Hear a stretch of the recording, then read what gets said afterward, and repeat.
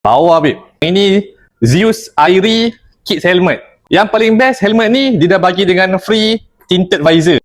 Ramai sangat yang tanya Adi dekat token helmet ni, banyak pilihan helmet sampai rabang mata nak pilih. Kebanyakannya semua helmet dewasa. Helmet kanak-kanak ataupun helmet budak-budak tak ada ke Di?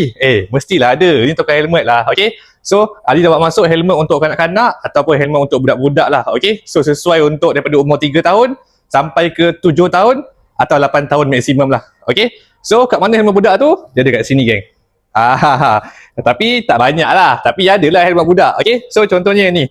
Ini antara design baru lah. Korang boleh tengok. Lawa babe. Yang ini Zeus Airy Kids Helmet. Korang tengok. Lawa gila. Yang paling best helmet ni dia dah bagi dengan free tinted visor. Maksudnya visor tu dia gelap sikit. Tapi bukan gelap banyak. Siang malam boleh pakai. Okay. So korang boleh tengok. Pelin dalam dia memang kemas selesa pakai. So kalau budak-budak pakai pun memang okey, tak ada masalah. Okay. Lepas tu pakai dengan tali klip macam ni.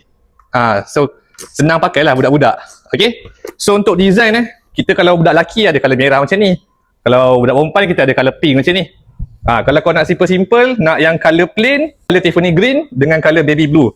Ini pun lawa juga. Comel-comel lah colour dia. Macam ni. Ni baby blue.